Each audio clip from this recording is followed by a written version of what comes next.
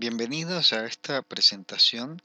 sobre conclusiones relacionadas a los temas abordados en esta primera semana, específicamente relacionados al estudio de causalidad.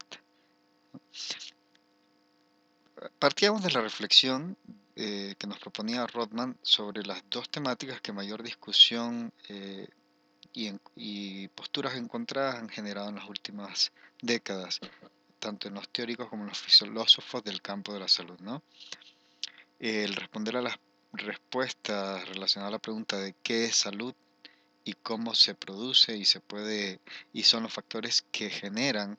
los procesos de salud y enfermedad en la población o que están involucrados en la generación de los procesos de salud y enfermedad de la población, ¿no? Y también la conceptualización de causa de un problema o causalidad de un problema de salud, sobre lo cual vamos a tener la oportunidad de profundizar en esta segunda semana. Algo que sí queríamos remarcar y que es muy importante tener en cuenta es esta correlación que existe entre la forma en que conceptualizamos el fenómeno de interés y cómo se asocia esta forma de entender el proceso de salud-enfermedad y sus determinantes con la forma de estudiarla y por tanto con la forma de intervenir en este fenómeno. Y es un ejercicio que estuvimos haciendo cuando proponíamos, por ejemplo, sentarnos y utilizar un modelo, tratar de utilizar un modelo puro de concepción, digamos, de conceptualización de salud. Decíamos, no hay modelos puros, siempre tenemos, empíricamente desarrollamos esta capacidad de ir adoptando elementos que nos aportan, nosotros integran una visión más completa y más estructurada de lo que es este fenómeno y que son, digamos, en la parte laboral adoptamos aquellas conceptualizaciones para las cuales nos generan facilidad para operacionalizar los conceptos y generar intervenciones dirigidas al cuidado de la salud. Es por eso que vemos, digamos, en la práctica diaria una gran conjunción de prácticas, no necesariamente provenientes del mundo de la ciencia, que acompañan el cuidado de la salud de las personas en una población general, ¿no? Entonces, son todos estos recursos de diferentes fuentes del saber que cuando dan buenos resultados se incorporan como prácticas cotidianas al ejercicio de las prácticas y los cuidados de salud. Pero bueno, hay génesis o hay procesos de génesis de estos conocimientos que provienen de líneas muy específicas digamos, de interpretación de la génesis de este fenómeno, que es salud de las poblaciones y las personas, ¿no? Habrá líneas del pensamiento que son más acordes a modelos unicausales y que atribuyen las variaciones del proceso salud-enfermedad más a procesos mágicos religiosos. En la antigüedad, pues el predominio de las teorías de miasmas, hemos evolucionado y hemos complejizado más las teorías relacionadas al germen, y en la actualidad, pues desde el mundo de la ciencia, desde el mundo del estudio científico relacionado a la salud, pues predominan modelos multicausales. Dentro de ellos también ha habido una evolución en el tiempo y no todos los modelos, habíamos dicho, son los son adecuados para resolver o para analizar todos los fenómenos relacionados a la alteración de la salud de las poblaciones. En este caso, hemos visto cómo hemos tenido una evolución en el tiempo de la forma de entender y conceptualizar el fenómeno de salud y sus determinantes, pero que también va variando a medida de que van variando también el perfil epidemiológico, el perfil demográfico, el perfil sociocultural, económico y político de las poblaciones. Es así como en los primeros inicios de complejización y aparición de modelos multicausales, si bien ya aparecían algunos indicios de lo que llamamos actualmente el modelo ecológico que apuntaba a las causas sociales, económicas, a la pobreza como determinantes de la salud, pues la aparición del germen, de los antibióticos, el descubrimiento de las alteraciones producidas por las por las vitaminas o por la alimentación carenciales, pues dieran más cuerpo, digamos, a dar mayor cobijo y mayor potencia a estas teorías unicausales de teoría del germen que posteriormente se tienden a complejizar en lo que llamamos el modelo de triada ecológica, ¿no? Donde ya involucramos tres aspectos conceptuales relacionados a la aparición y génesis de la enfermedad, que son el agente causal, medio ambiente, huésped susceptible. Posteriormente, ante la limitación que tiene este modelo del pensamiento para explicar el proceso de aparición y de determinación de las enfermedades crónico-generativas, pues es necesario o surgen o evolucionan nuevas formas de entender el proceso de salud-enfermedad, y dentro de estas diferentes corrientes del pensamiento hay una en particular eh, que a la fecha tiene un gran peso en el estudio de las enfermedades crónico-degenerativas, como es el enfoque de los factores de riesgos. Aunque hay otros enfoques de estudios o enfoques teóricos relacionados al estudio de la salud, que actualmente también son vigentes y que son susceptibles de utilizarse para el entendimiento de estos fenómenos, como el de determinantes sociales de la salud, que nuevamente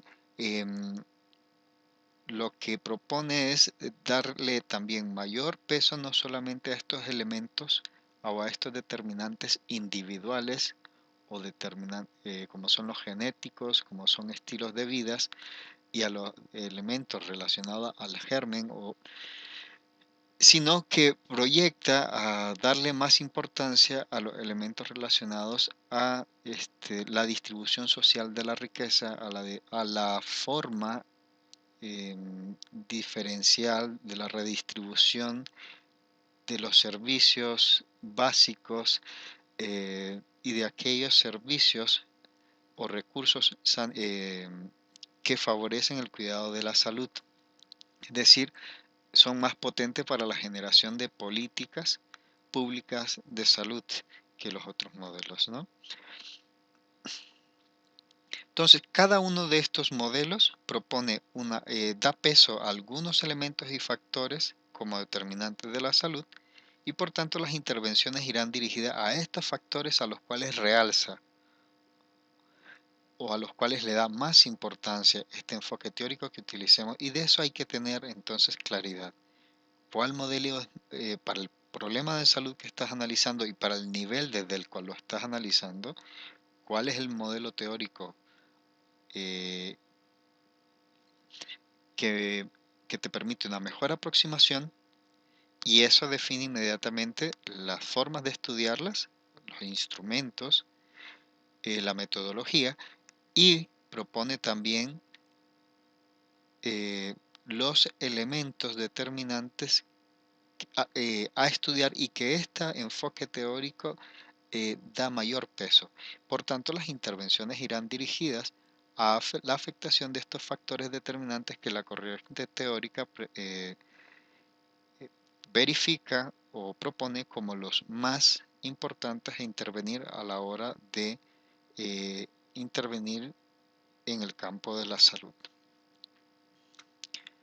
Entonces hemos analizado además dos grandes herramientas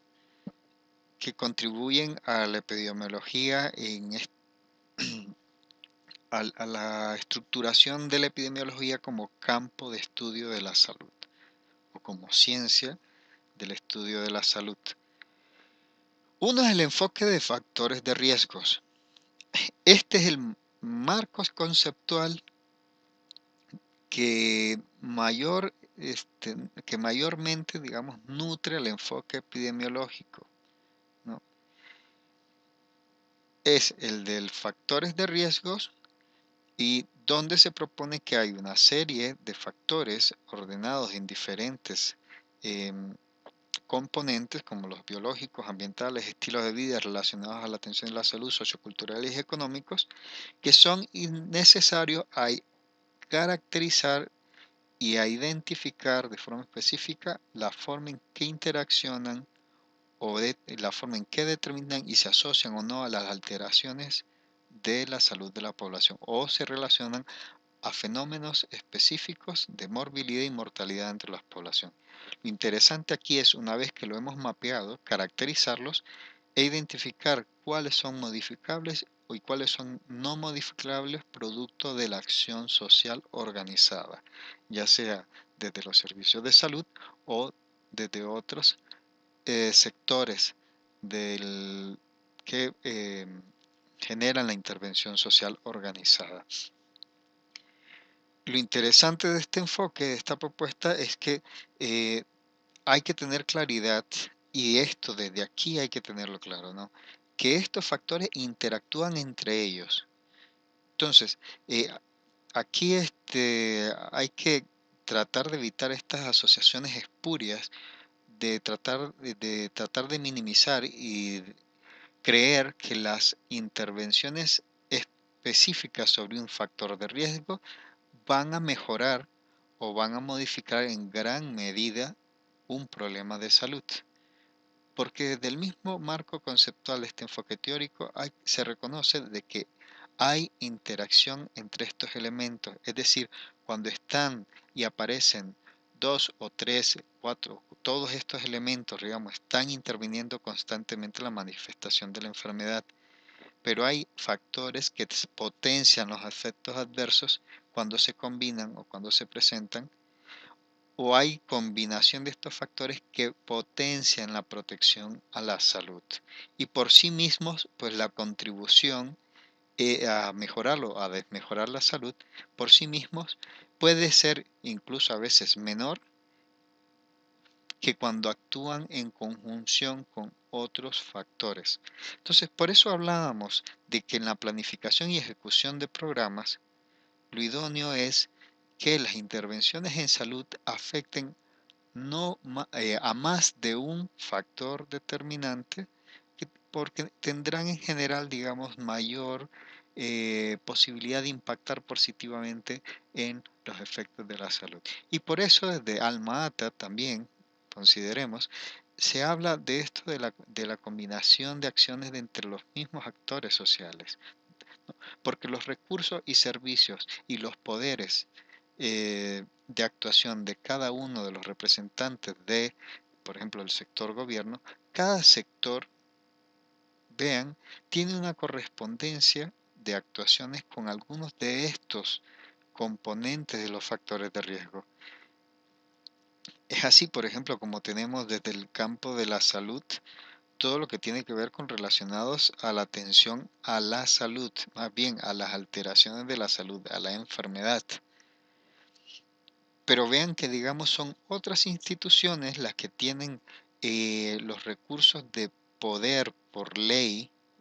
y la jurisprudencia y los recursos financieros, técnicos y humanos para intervenir sobre otros elementos, como pueden ser, por ejemplo, con la conservación ambiental, ¿no? Con los aspectos relacionados a a la educación,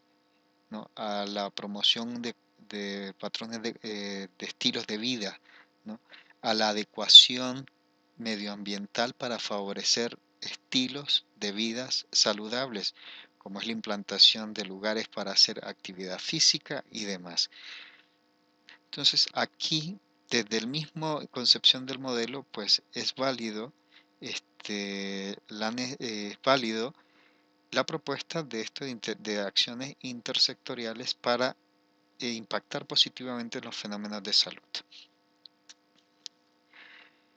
Y un modelo, digamos, otra de los recursos que hemos analizado esta semana es el modelo de historia natural de la enfermedad como el recurso metodológico que permite eh, planificar la acción social organizada. Para intervenir, ¿dónde? Bueno, para intervenir tanto en los factores de riesgo que predisponen a una morbilidad o mortalidad en la población, modificándolos, y este tipo de actuaciones que van dirigidas a la modificación de los factores de riesgo son las que conocemos como acciones de prevención primaria. Vean que las actuaciones de nivel de prevención primaria y dirigidas a modificar condiciones del entorno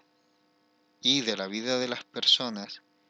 identificados con factores de riesgo, tienen la finalidad de, desde este marco conceptual, de evitar o disminuir la carga de mortalidad o morbilidad asociada a estos factores. Por tanto, la población meta de las acciones de prevención primaria es población sana, en gran medida.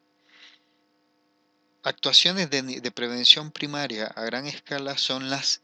coordinadas desde el sector estatal en general. Los podemos ver así, como decían algunos de los profesores. El ente que genera políticas de salud pública a gran escala es el sector gubernamental o el sector gobierno, porque es el que reorganiza los recursos de la sociedad para generar o para proyectar y garantizar los servicios educativos, el acceso a servicios de salud, que si ustedes ven están contenidos aquí como los factores de riesgo o grandes factores de riesgos asociados a mortalidad en la población, pero además también los recursos para la conservación y adecuación de los entornos, ¿no? De los entornos adecuados a la salud, para la promoción también de la cultura y de los patrones y acceso a instalaciones o recursos que favorezcan estilos de vida saludables, y es el principal regulador, uno de los, bueno, uno de los niveles de regulación de todo lo que es el engranaje económico de una de un país o una región o una república como en este estado, como en este caso, ¿no? Entonces, eh, son la articulación de todas estas actuaciones es lo que genera, digamos, las acciones de prevención primaria a mayor escala dentro de nuestras organizaciones sociales modernas, ¿no? La forma en que el Estado articula sus actuaciones para favorecer que una mayor proporción de las personas gocen de los beneficios del desarrollo social. Y esto impacte positivamente, digamos, mejorando la calidad de vida y la esperanza de vida de las poblaciones. Esas son acciones de prevención primaria a gran escala, pero que se pueden potenciar desde cada uno de los sectores involucrados en la intervención de cada uno de estos factores de riesgos. Ahora, tenemos un segundo y tercer nivel de prevención, como son los secundarios y terciarios. ¿A quiénes van dirigidos o cuál es la población meta de estas acciones? Pues aquellas personas que, a pesar de dadas las condiciones socioculturales, económicas, de estilos de vida, ambientales y biológicas y relacionadas con la atención a la salud, pues llegan a enfermar, tienen un deterioro de su salud, de su estado de salud. Entonces, a este grupo poblacional para la cual estas acciones de prevención primaria han fallado y tienen un detrimento a su estado de salud, pues hay que dirigir acciones de acciones socialmente organizadas dirigidas en un primer momento a diagnosticar precozmente la patología para generar así un tratamiento oportuno. Si esto se cumple, la idea es que hay una recuperación temprana de la salud y con pocas probabilidades de una secuela a la salud. En el caso donde este nivel secundario llega a fallar o porque la patología ha sido tan intensa y que llega a tener un problema de restricciones en las capacidades funcionales de las personas, pues hay que generar un tercer nivel de prevención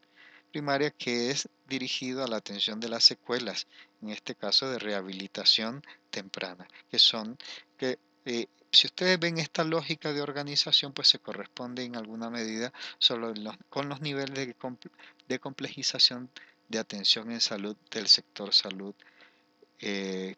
al cual pertenecemos actualmente, ¿no?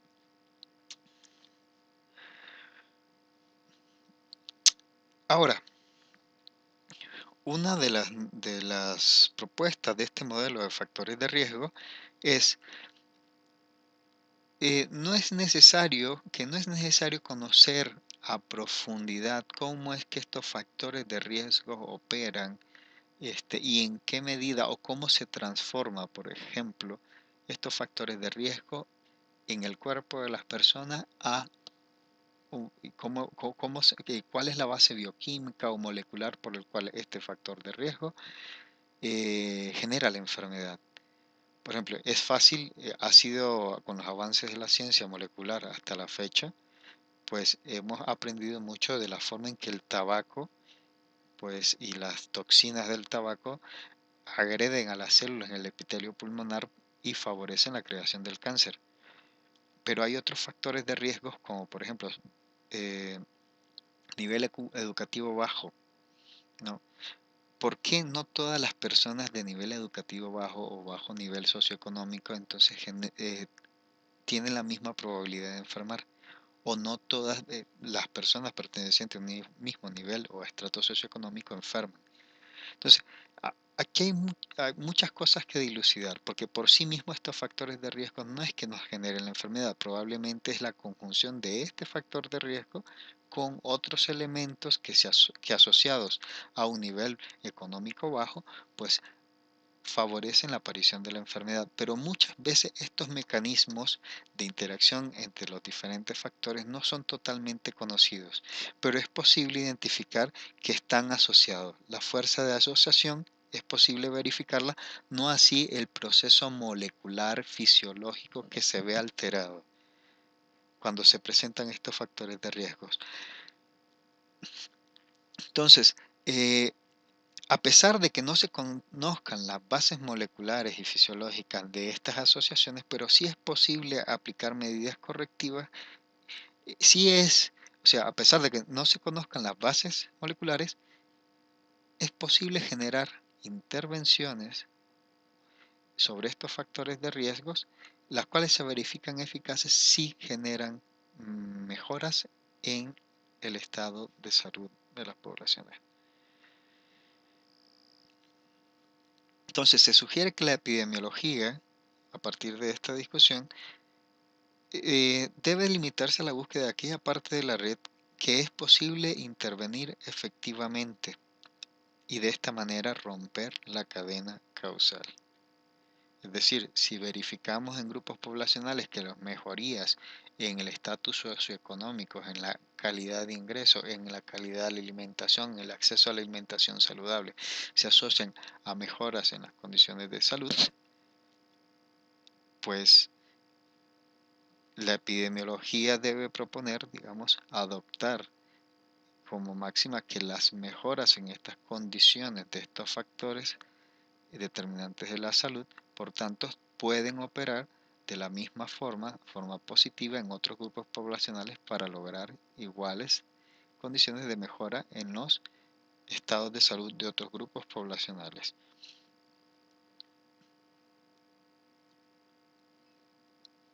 Entonces, vean cómo la interacción de estos dos grandes elementos, tanto el de factores de riesgo como el de historia natural de la enfermedad, son la base en el enfoque epidemiológico para la generación de estrategias de intervención y además, bueno, de estrategias de intervención en lo operativo, pero además para el diseño de políticas públicas en salud. Entonces, por tanto, estos dos grandes elementos son los que instamos a que revisen nuevamente, repasen estos conceptos sobre estas dos grandes herramientas, porque son la base del pensamiento estratégico en epidemiología y por tanto la base del pensamiento eh, en de un equipo que desarrolle acciones de inteligencia epidemiológica. Bueno, hasta acá las conclusiones de la primera semana de trabajo.